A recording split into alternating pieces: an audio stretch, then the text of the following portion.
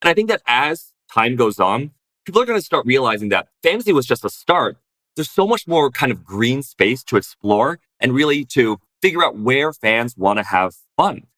It's a great time to be a sports fan, I guess is what I'm saying right now, because I think the next 10 years, especially with regulations kind of changing around sports betting, there's just going to be more and more opportunity to explore and find really cool ways for fans to engage that they've never been able to before.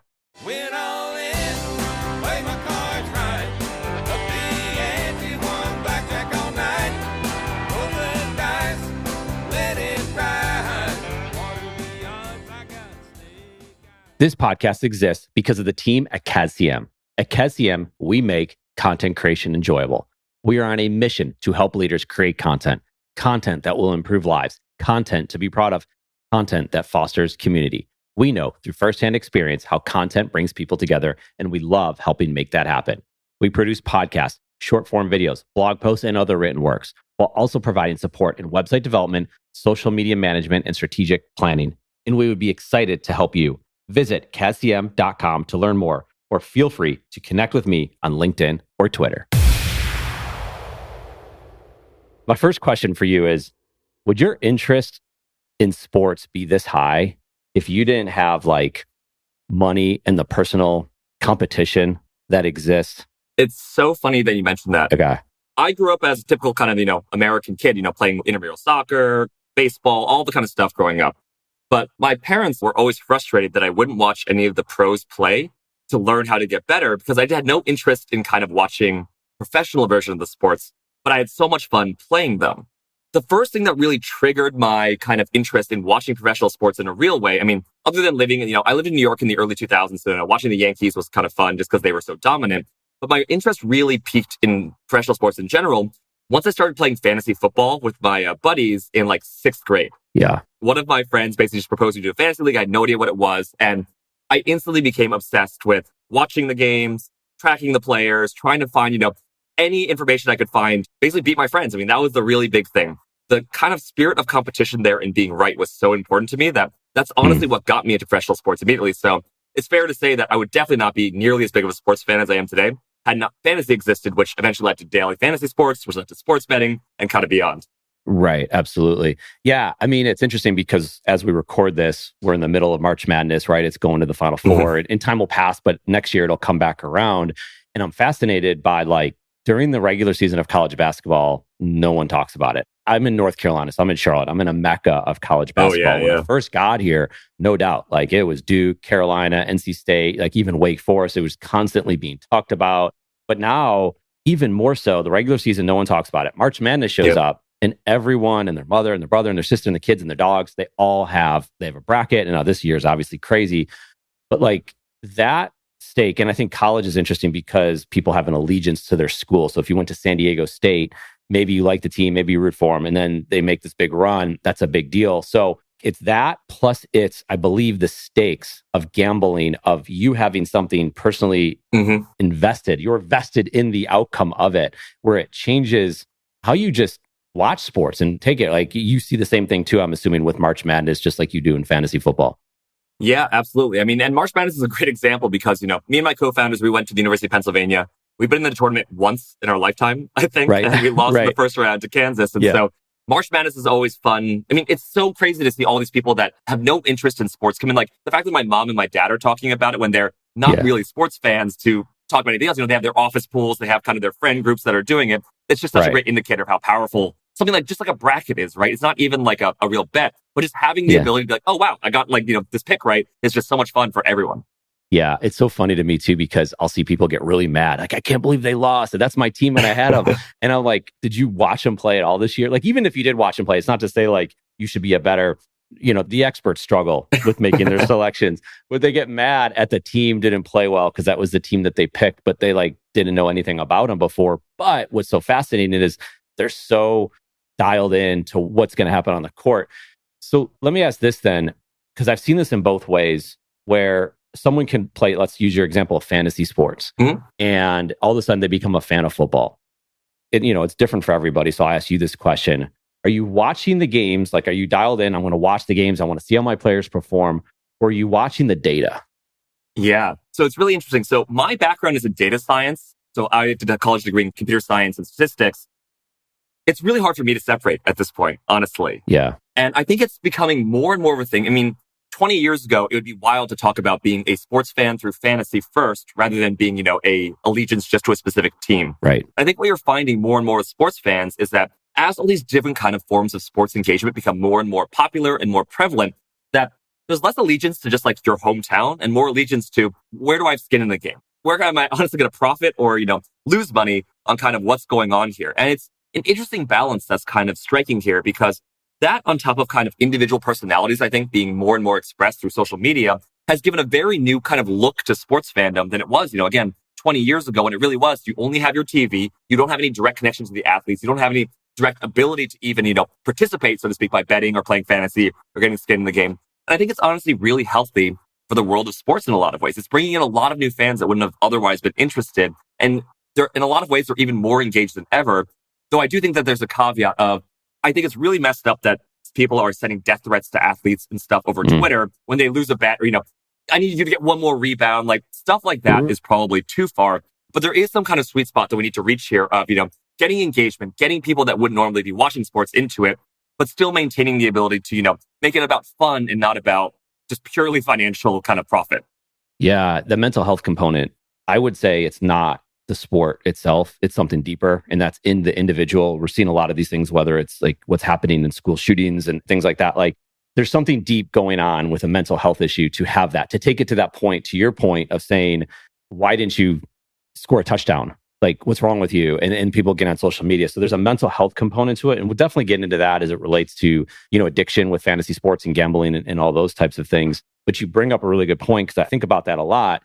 I grew up in Buffalo, and the Bills and the Sabres, and that's the team that you watch, right? Like you grow up especially in a culture like that, to where it's everything. Like people live and die with that team. They went to 4 Super Bowls. When they lose, like the town suffers, they suffer together. My dad, originally from Cleveland, Ohio, that's 3 hours down the road.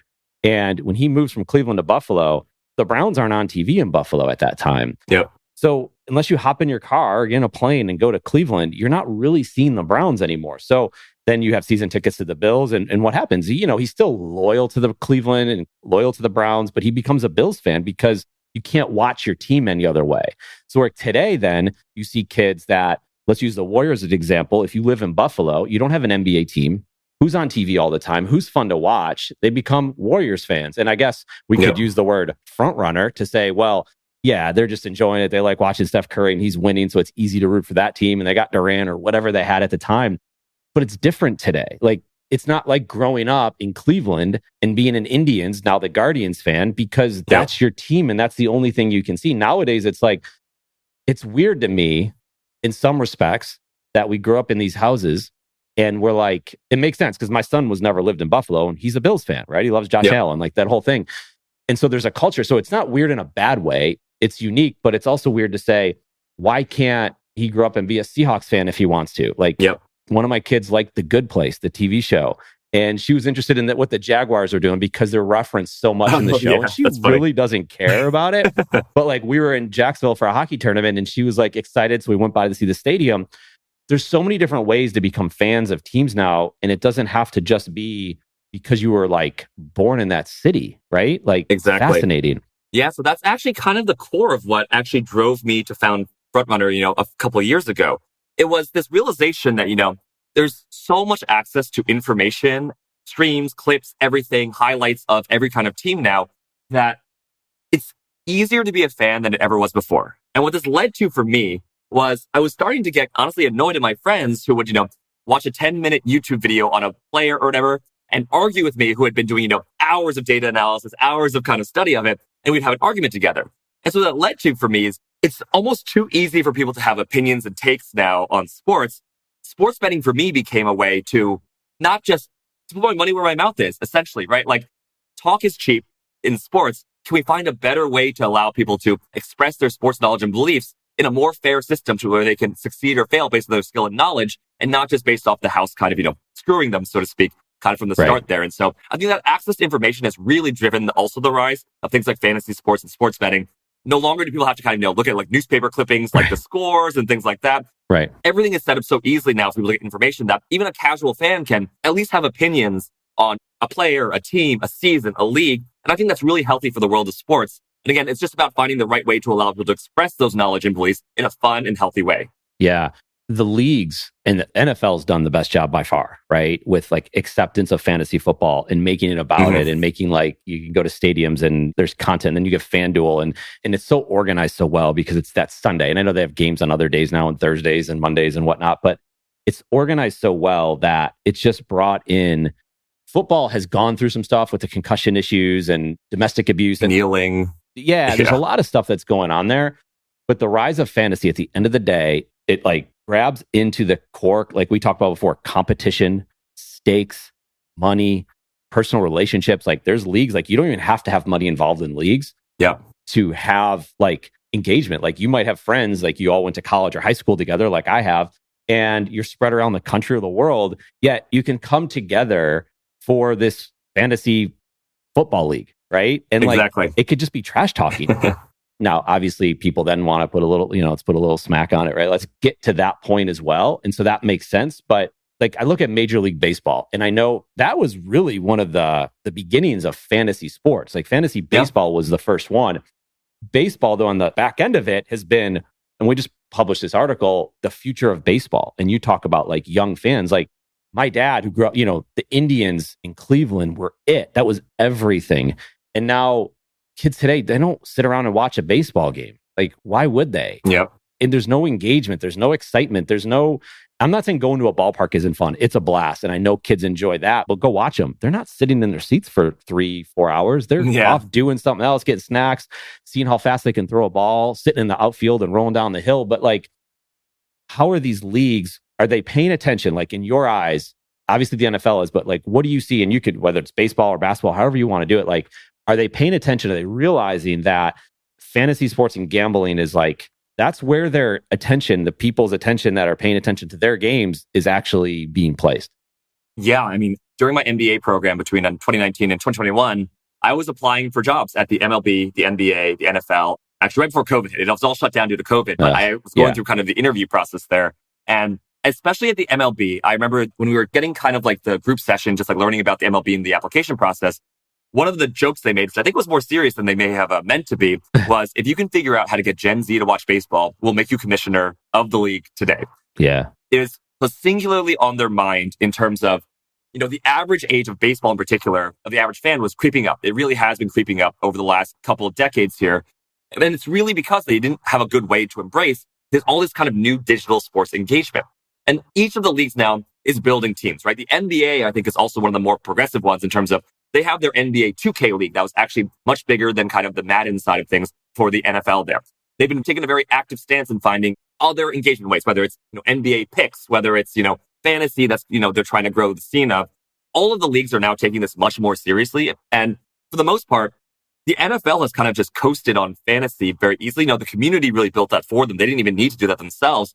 And it's been such a boon to get fans, even like me, who wasn't really a football fan, until the fantasy aspect really wormed its way into my brain and became something that now I almost can't live without. Every year, the best time of the year is draft season coming up for the fantasy football. And I think that as time goes on, people are going to start realizing that fantasy was just a start. There's so much more kind of green space to explore and really to figure out where fans want to have fun. Especially now that there's a generation growing up with things like legalized sports betting in the US for the first time, it really feels like the floodgates are about to open here in terms of creative ways to engage with your fans, finding new ways to do it. There's even things like, Green Park Sports, an example of a company that is doing digital avatars to represent your fandom, right? There's this whole idea of not only what kind of fan are you in real life, but how do you represent yourself in the digital world where more and more interactions between you, your friends, and your overarching community are, and even your hat you're wearing, right? Overtime is a company that's found really cool ways to engage with their community through like their swag, kind of apparel, things like that.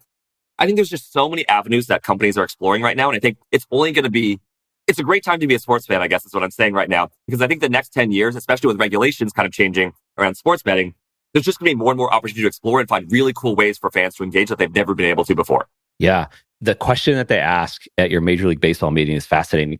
One of the companies that, when I originally built CASSource, this business, we have an insurance brokerage group, and that still exists. And I'm not in it on a day-to-day basis, but it's interesting because I was asked to be on some boards. So I joined this board. It's like financial service professionals, something along those lines. You sit in the room, and one of the things they do is they have meetings and they bring people in and talk about the economy. And it could be interesting. It could also be extremely boring. It's extremely dry. And it's like, there's so many better ways to do this. Like showing up to a stuffy country club and everyone's got to wear a suit. I'm like, guys, what are we doing here? And the thing that they're trying to figure out is how do we get Gen Z and millennials, right, to show up to our meetings? And their answer, I swear to you, was let's do it at a brewery. Like that was it. Like really? Thinking that everyone would show up, that you would show up because we drink beer and that's cool, right? Like, so I think Major League Baseball, for example, they would get these ideas and it's the wrong people making the decisions. It's like going to Capitol Hill and letting them decide the future of what gambling is going to look like and what social media is going to look like. They don't even understand it. And I'm not to say that that's okay that they don't understand it. It's like, are you talking to the right people? Are you talking to enough people? Are you having conversations like this? Like, listen into this conversation and I bet you could learn something. Like, just don't go to the top of the media. Like, don't go to CNN and MSNBC and Fox and just like, that's what they say on there. That's all bullshit. And like, you really have to get out there and talk to real people building real companies of all different ages. And what do they think about it? Because talk to my dad, and I've brought it up numerous times. Like, so he lives in Buffalo now and he's there during the summer. He can't watch the Cleveland Indians play baseball because they're blacked out there. Like there's 4 teams that you're blacked out from seeing. He can't watch the Yankees or the Mets or the Pirates. It's like, there's 4 teams. I'm in Charlotte. I can't watch the Cincinnati Reds. Like, I'm not a Reds fan. I don't care about the Reds. I don't think the Reds fans want to watch the Reds play.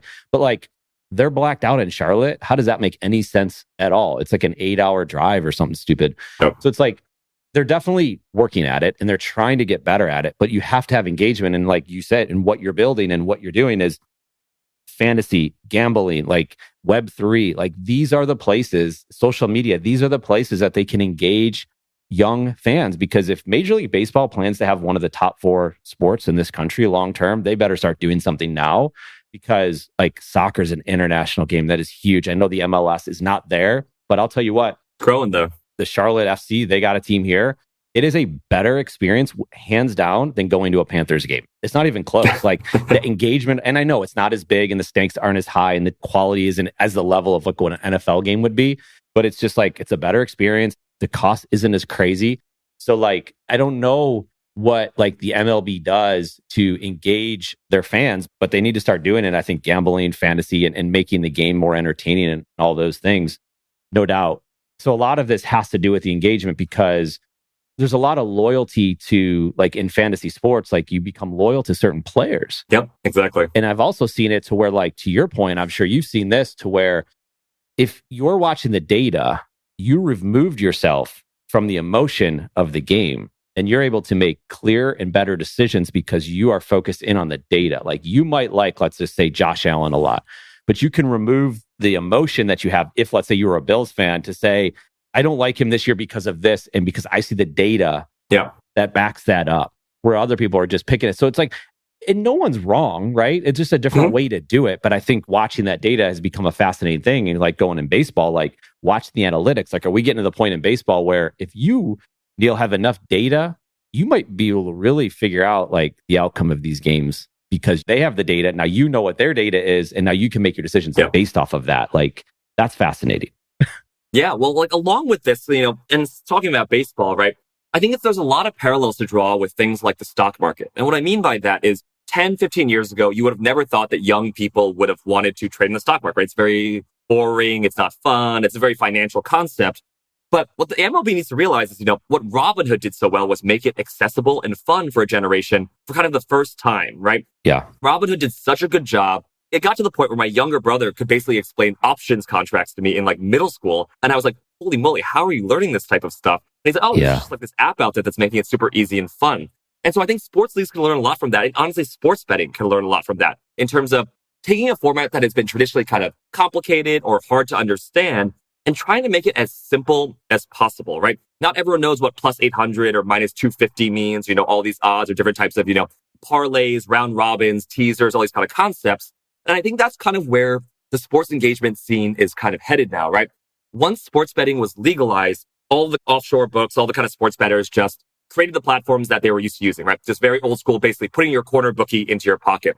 But now we're finally seeing a wave of the kind of the second generation of sports betting, I want to call it, which is companies that are now trying to find ways to kind of reinvent the sports betting format to not just make it your corner bookie in your pocket, but, whether it's a stock market format, whether it's like better, the Joey Levy and Jake Paul company, which is really trying to make micro betting, not just betting on the game, but what's the next pitch could be, strike ball or, hit or foul ball, that kind of stuff. These kind of instant reaction, kind of really fast, really simple bets that make every moment of a game bettable, engageable, and kind of monetizable for both players, leagues, and users themselves. Yeah. So we enter this period, and this is like during COVID, I suppose, Web3, right? The word's being used quite a bit. It's being talked about on podcasts, Discord groups like Twitter. It's just taken off, right? Yep. And the economy's going, it's like no one knows what's happening with the economy. Yep. So Web3 is like the number one topic that people are talking about. People don't understand it. What is Web3? Then they do understand it. So it's all over. And then things start happening. Bitcoin loses value. Ethereum loses value. People are confused. Then it's like now we're going bigger into the economy, like what's happening at a macro level. And AI makes a jump, right? So we have AI out there. Mm-hmm. So Web3 kind of takes a back seat. Well, now the banks, SVB Bank, right? All these things are happening. Yep.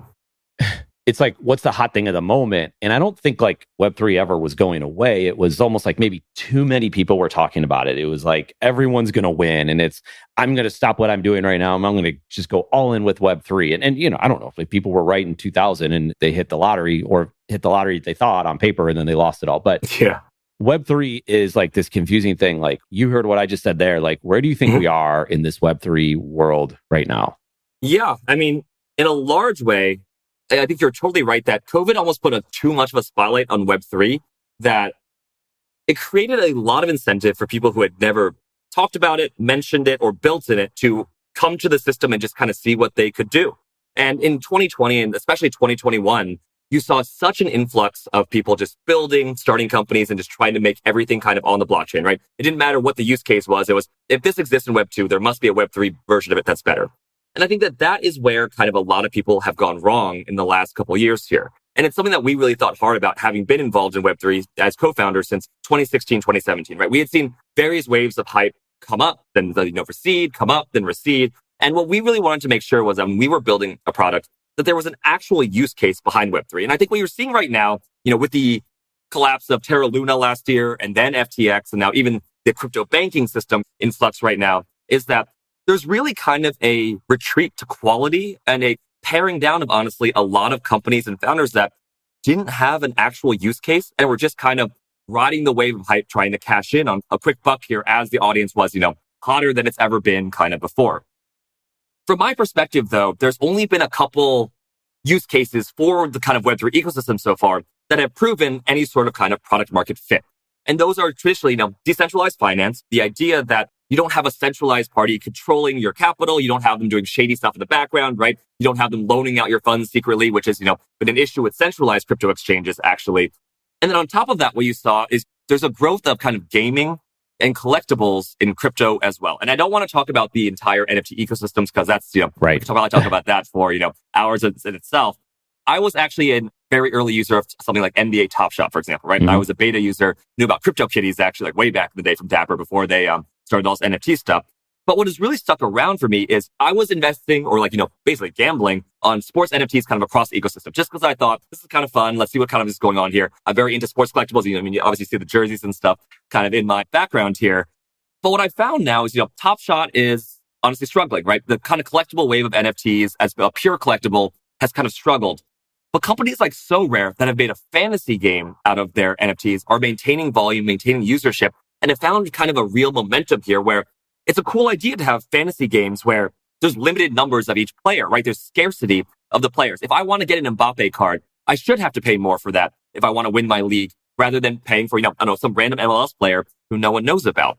And so what I really feel like we're going through right now in the world of Web3 is a paring down of not just trying it everywhere, which I do think is good, right? People need to be experimenting with use cases to find where it can really fit.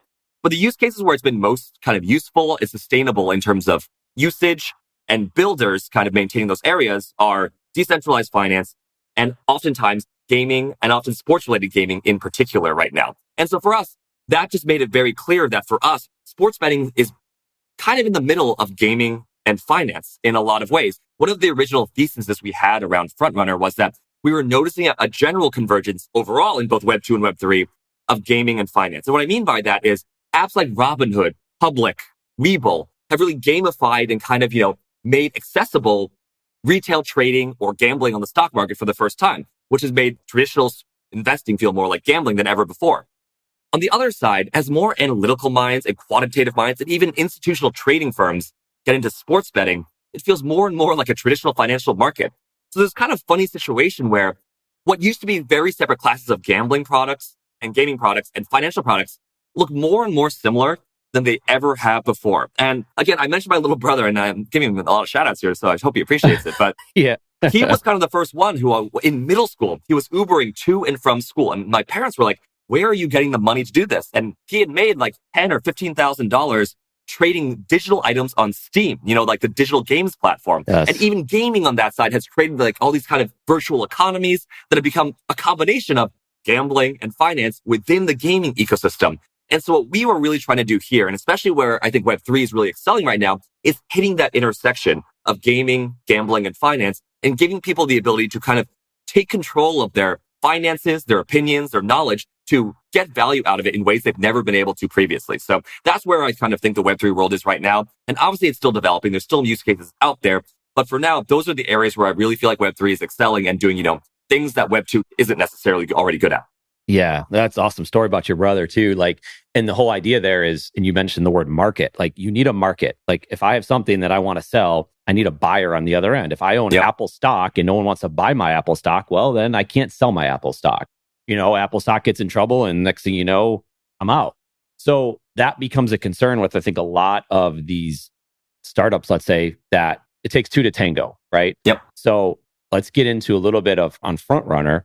If I'm holding a position, and you can explain this as well. I've heard you explain it, but I think a good foundation would help. Yep. If I have a position, I think even in your demo, you talk about the Phillies. If I have a position in the Philadelphia Phillies and I want to sell it, I need a buyer on the other end that was willing to buy that position.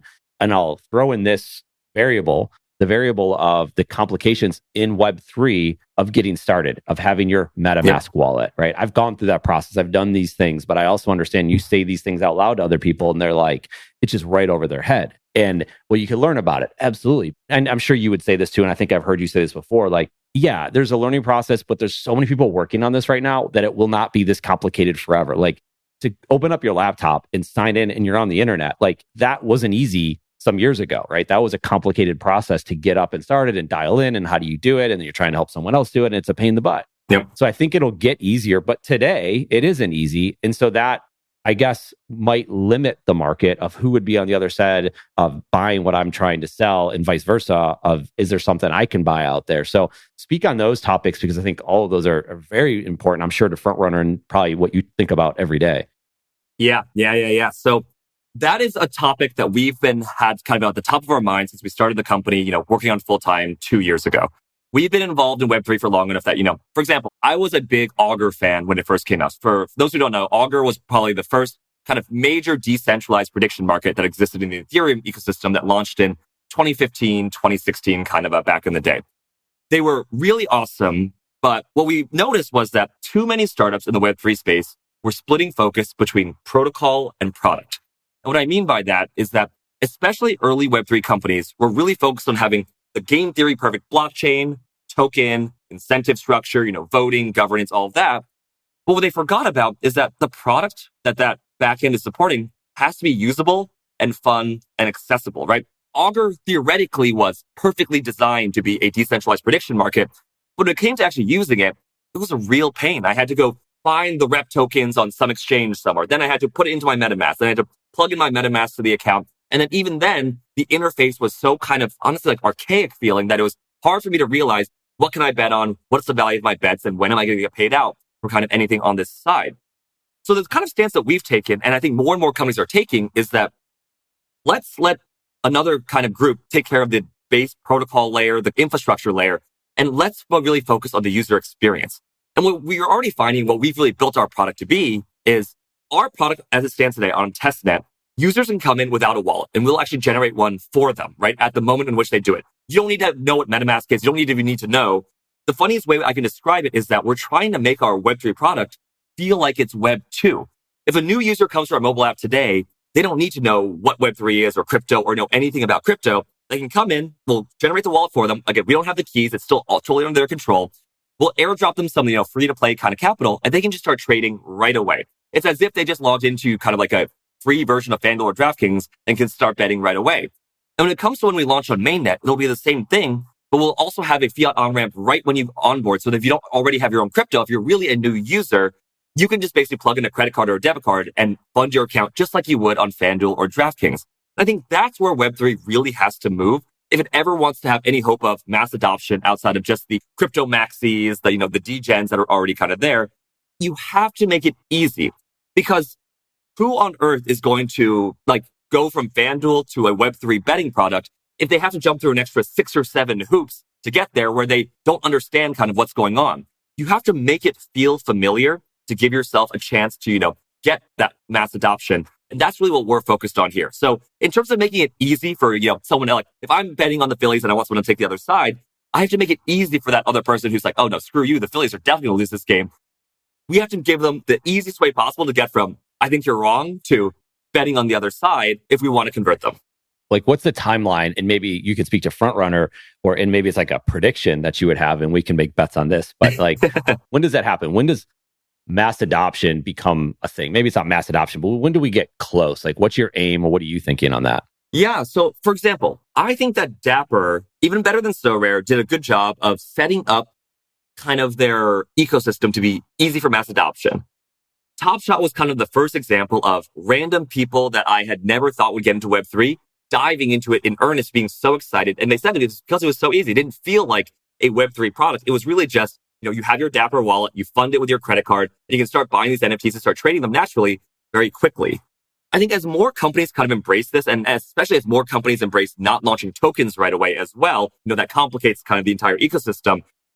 Mass adoption becomes more and more possible soon. So if I had to make a prediction, maybe in the next 2 to 3 years, we're going to see more and more, at least on the sports side, more and more kind of general adoption. And the reason for this in particular, we have some stats on this, is that in America, for example, about 30% of the population is generally familiar with blockchain or owns cryptocurrency of some kind at this point. It's a relatively low number still at this point.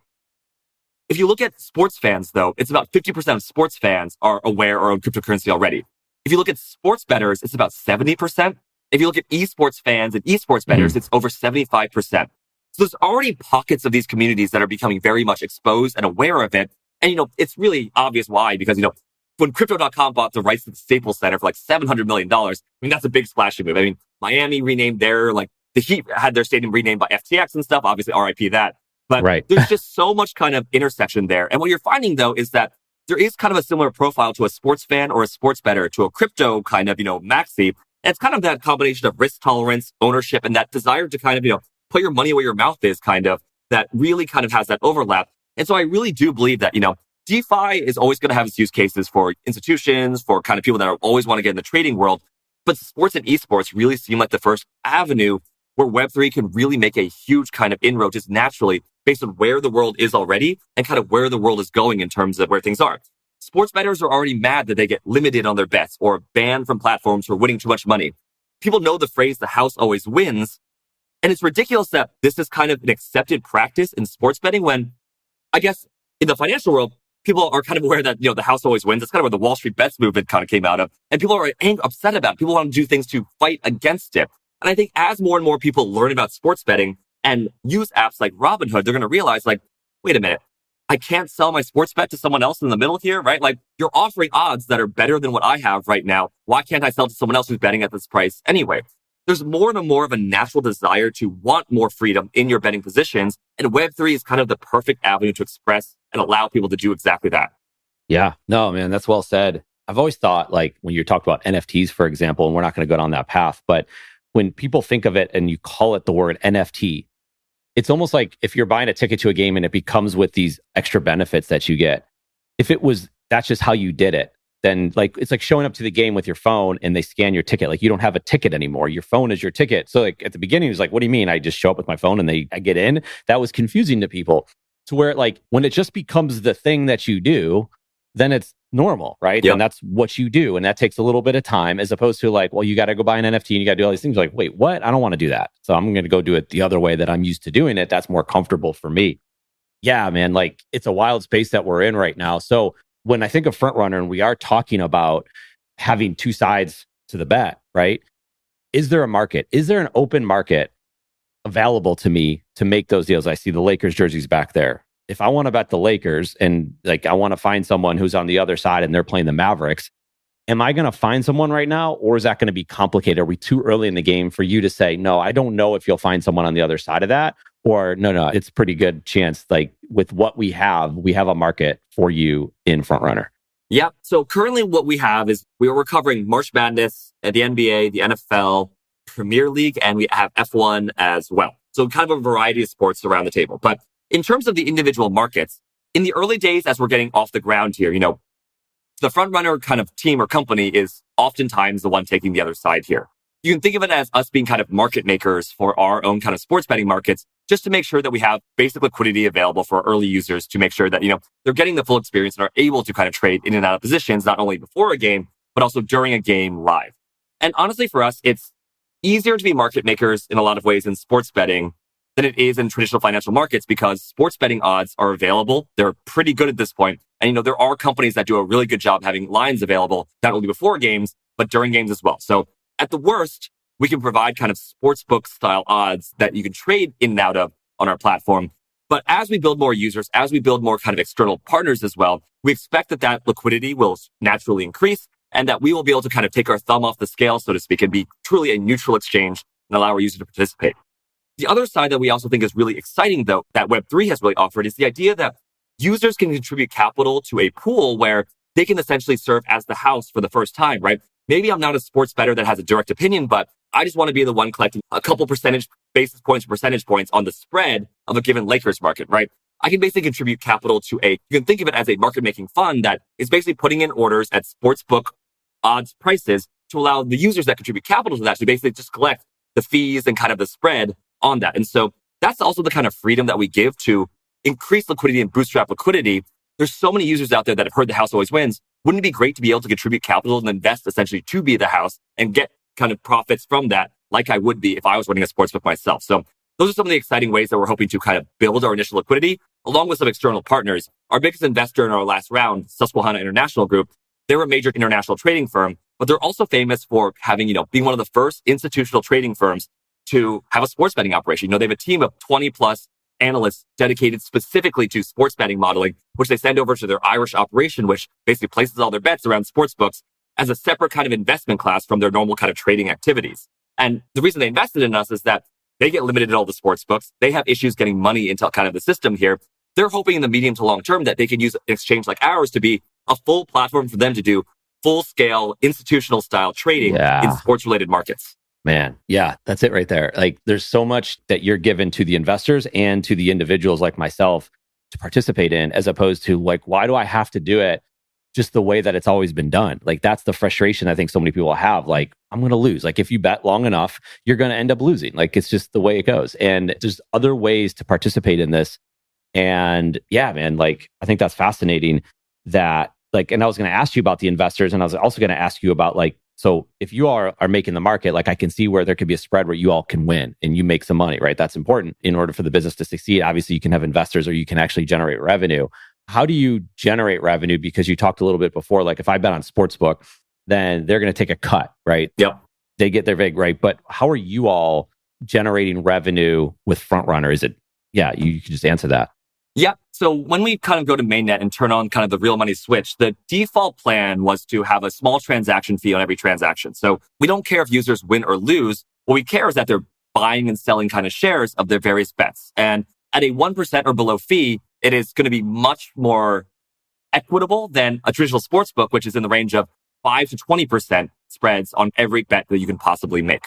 But actually, more recently, we've been kind of considering, is it possible for us to turn off fees entirely and monetize through other ways, right? Could we potentially offer something like a subscription service for, a Robinhood Gold type model, right? Where our users get access to more data, access to kind of more in-depth insights in their bets to monetize separately, because at its core, what we're trying to do here is democratize sports betting as much as possible, giving users the ultimate ability to succeed and fail based on their knowledge and skill. And not just because we're nickel and diming you at every corner with fees, with withdrawal fees, with deposit fees, kind of things all around the table.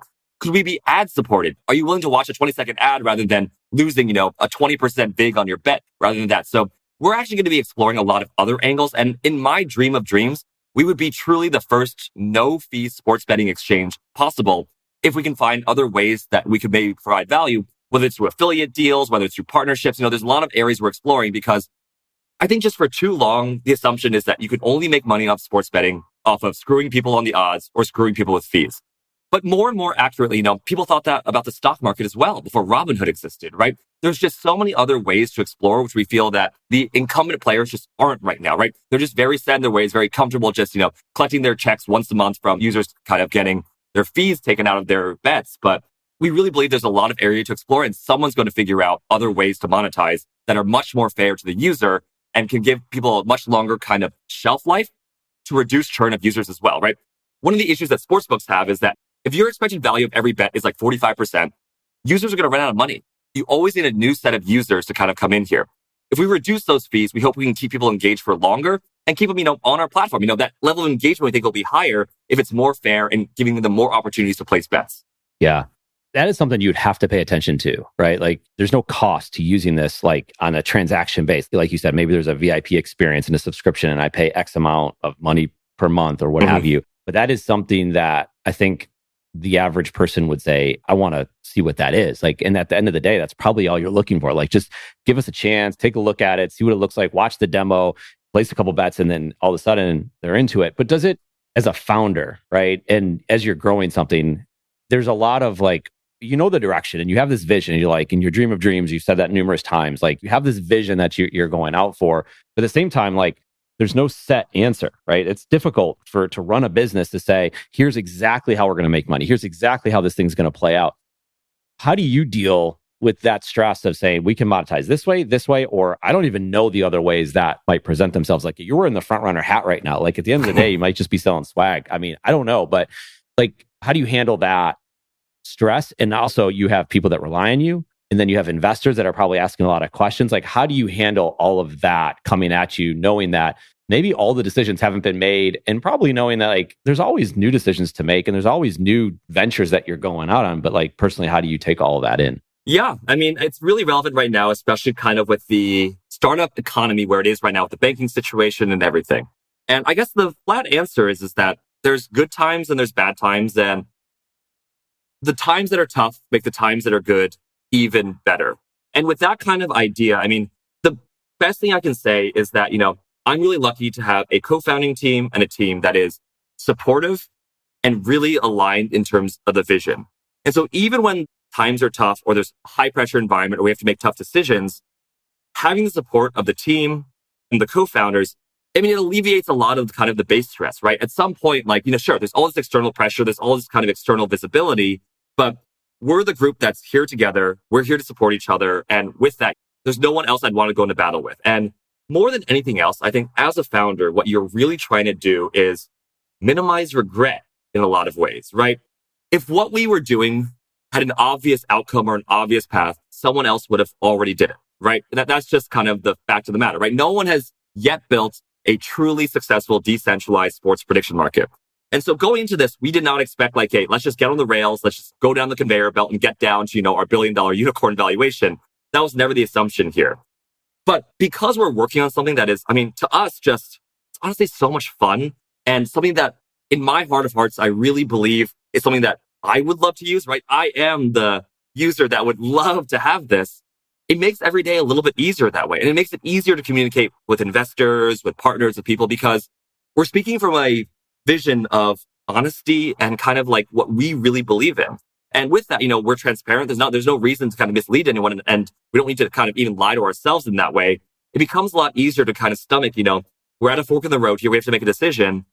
Let's just make sure that we covered as many angles as possible. We're not going to ever have a decision point, which is like 100% guaranteed to end up. But as long as we're comfortable with our kind of process and have thought about things the right way, which we really believe we're doing, then yeah, let's send it, right? Like even if things go wrong, as long as the process of getting there was right, we're okay with the result here and we'll keep iterating. We'll keep figuring things out. It's not just a one and done situation here. We're going to be constantly fighting to out of our spot here. What we tell our team all the time is we need to have the underdog mentality. I mean, we're going up against, honestly, an industry that is a multi-billion-dollar industry that's spending billions of dollars on just marketing themselves. How are we going to get ourselves out there? We have to have that kind of scrappy underdog mentality. And I think we really do have that. It makes it easier day to day to kind of make these decisions that way. Yeah. Well, just even having this conversation, I think, is a lot of that. Like, one, it's content. One, people come across it. One, you get to share your thoughts, answer questions like that. That kind of gets into the psyche, the mental health of a founder and what they're going through. And like you said, the ups and downs. There's a lot, even in the space that you're in sports betting. Like, there's a ton, and we talked about this a little bit before, whether there's a sports psychology of rooting for a team. I mean, it's a zero-sum game in many ways in sports, right? Like, your team's going to lose. Like, there's 32 NFL teams, and chances are your team will not win the Super Bowl. I can promise you that, being a Bills fan, right? It just doesn't happen, right? But how do people handle that thing? And then you get into fantasy sports, right? And fantasy sports is, chances are your team's not going to win. And how do people handle that? And then there's money at stake in fantasy sports most of the time. And then there's the sports gambling side of it, which also gets into the money thing. So it's like, in all of it, there's a lot, and the conversation's coming up a lot as it relates to mental health. And so on that, just what I've said and what you've talked about, there's so many points that we could touch on as it relates to that mental health side of things.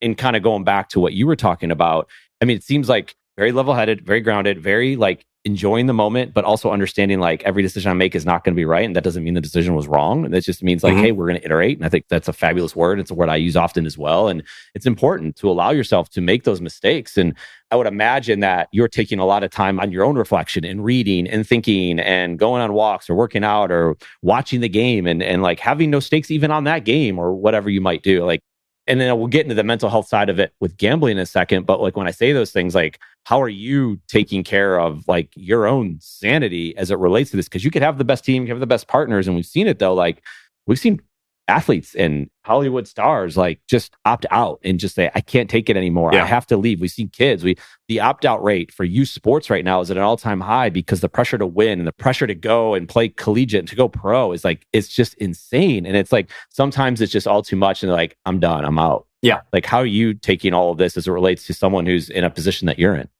Yeah, I mean, absolutely. And so I don't want to compare myself to obviously like, top athletes and stuff, but to be honest, I've had a lot of pressure on me since, a very young age with kind of my parents' expectations for me, coming from China to, start a better life here, having much better opportunity to go out there. So there's always been that element. But I think what's really helped me on top of that is being a avid sports bettor myself and someone who's, participating in the stock market and things like that. I really have been able to separate results from process, I think, pretty well, right? There's so many bets that I've made in my life where, the model was saying a certain thing and, the process was as right as it can be. But, things don't always work out in the real world just because, the numbers say things should be one way or another. And I think just with that, it's gotten, because I've been doing it for, about a decade now, not even including like fantasy and poker stuff. Like before that, when I was probably a little bit more hot-headed, like in my high school and college days, it really did just become a aspect of self-confidence as well, in terms of knowing myself well enough to know when I'm actually confident in decision or when I need to have something, back me up or some more information to be comfortable with something. At some level, I think as a founder, as a bettor, as someone in life, I actually think that, a little bit aside here, I think FanDuel does a great job with their new campaign, which is you make bets all the time in real life. And I really believe in that. When I was deciding between sticking at my 9-to-5 job or leaving to start my own company, it was a bet on myself, right? It was a bet on me, my co-founders. And that kind of self-confidence and that ability to separate, the results of this company, we're aiming for the stars. But regardless, everything we've learned along the way here, all the processes we've done, even the mistakes we've made, are things to learn from and iterate on. I mean, and the funniest thing to say, and this is like not to at all talk about, the outcome of Frontrunner, but regardless of what happens with Frontrunner, I'm already thinking a little bit about like, oh my God, like for the next company, I'm going to do this better, right? Like everything is an iteration. And even if things are going badly now in the moment of Frontrunner, we're going to have another moment to fix it, correct, and course correct. And heaven forbid, Frontrunner doesn't work out or Web3 ends up being a total flop long term. It's all a learning experience and it's building towards something else that hopefully will be bigger, better, and, I'll be stronger, hopefully, on the other side of it. And I think as long as you think about this as life as almost like an iterable process, I think that it becomes a lot easier to stomach the moment-to-moment turbulence or churn. But again, I'm in a very lucky position that I could also afford that. So, everyone kind of comes from a different perspective on that side as well. So not sure if that's helpful or makes any sense, but that's kind of how I think about at least myself personally. It's very helpful. that's why I love these conversations, to really get down to like the core of like what makes someone think through these things and how are they going to go about it, and how can someone else listen in that they can have a business that's nothing to do with what you're doing, right? But they can still take application from it. If nothing else, I know I can, right? And that matters. And I have 3 kids, and I know they can at some point in their own time. They can come across this conversation and think about how that applies to them, or they just made a mistake, right? And so what do you do with that? And Yep. you had said like you're in a lucky position, and what happens a lot of times is people get into these fun activities that have stakes, and we've talked about a lot: fantasy sports gambling. They don't have, and it's not a judgment on someone else. They just haven't thought through things the way you've thought through them, perhaps, and they haven't had this conversation, and so they get into sports gambling. And they get into more sports gambling, and then they're kind of knee deep in it, and they're getting into trouble. So there's an addiction thing going on here. So it's great because, I don't know, you could go to Vegas and you can bet on anything. There's sports books. People can bet. They can bet from their couch in Virginia or Washington. It didn't matter. Before it was legalized, they were still doing it.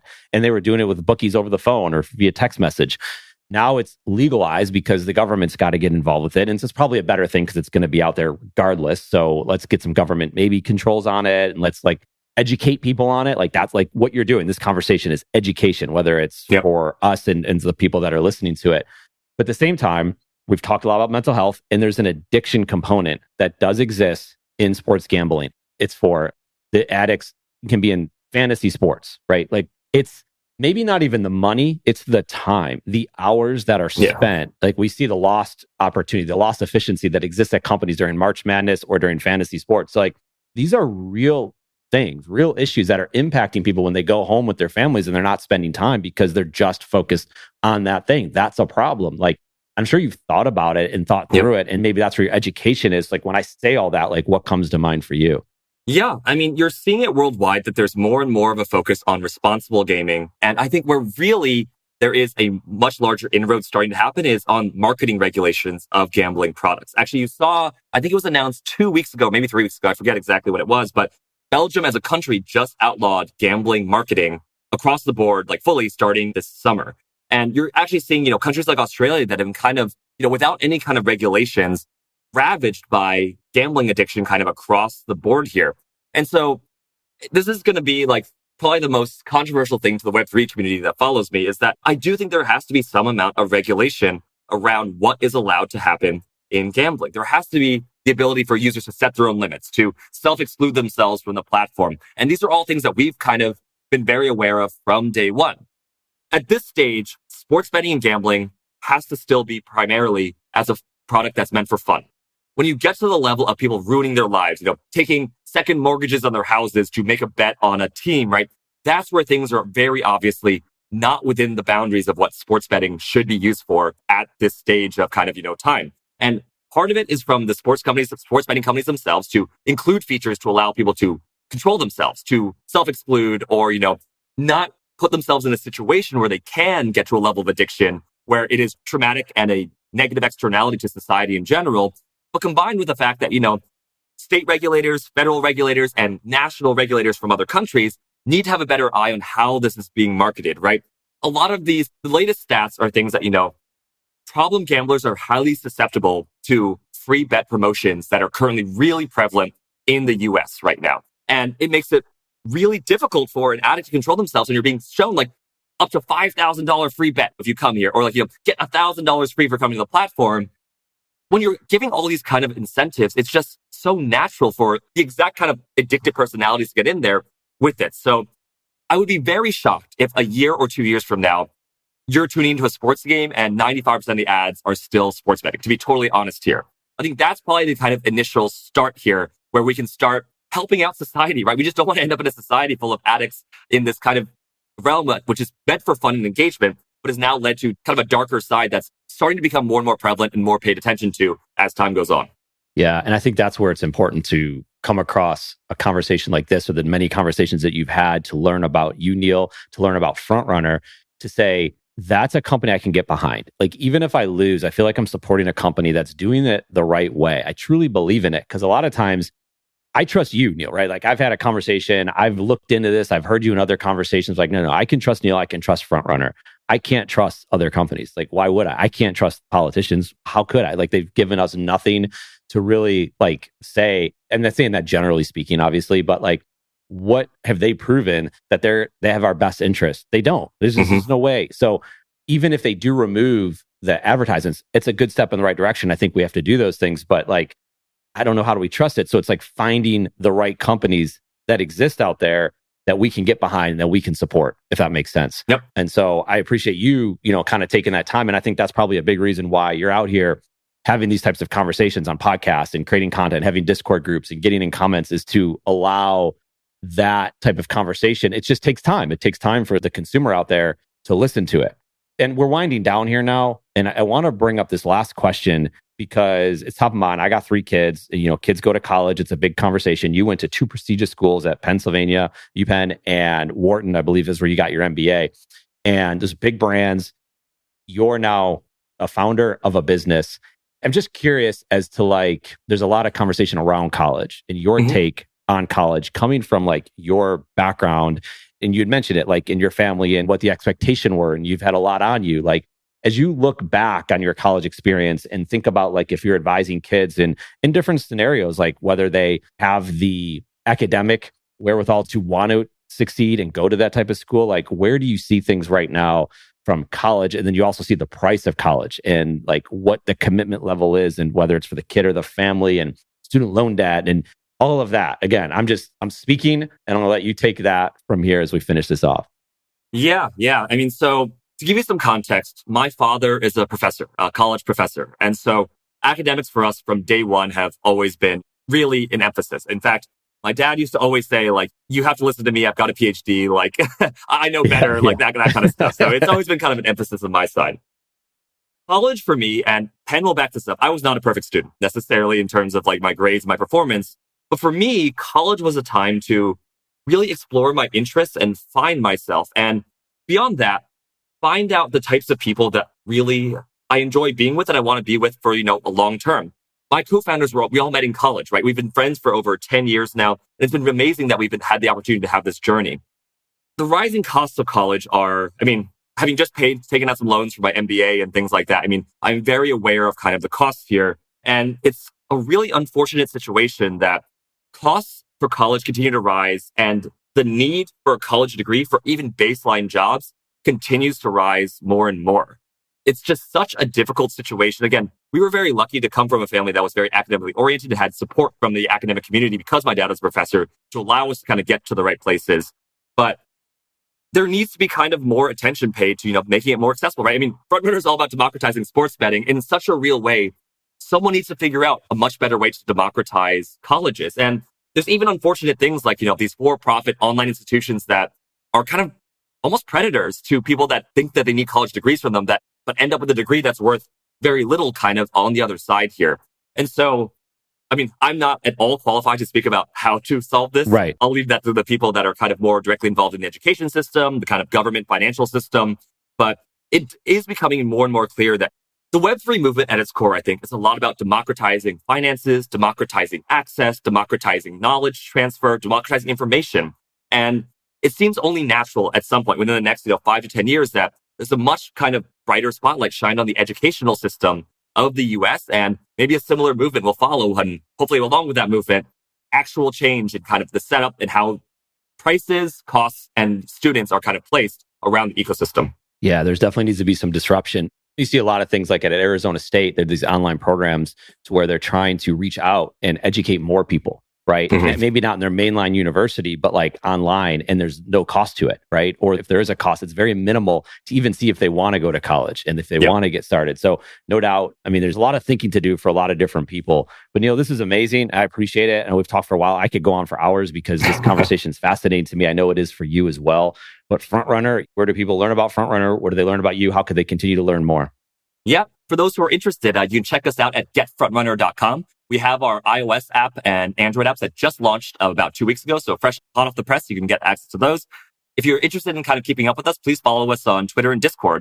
Our Twitter is at FrontRunnerXYZ, and our Discord can be found on our webpage, getfrontrunner.com. That's awesome. Neil, thank you so much. So much education, so much intel, so much insight, a lot of data. We'll be paying attention to it, no doubt. And I appreciate your time and your insights. Awesome. Thank you so much, Eric. It was a pleasure. Yeah. In case you haven't noticed, we love podcasts. In fact, we love building podcasts, everything from development to production. Because of all that, we're building a one-of-a-kind podcast network. If you have a podcast or looking to launch a new podcast, then we should talk. You can message me on Twitter at Eric_Kaz or hit us up any way that works for you. Let's talk about your podcast joining this one-of-a-kind podcast network.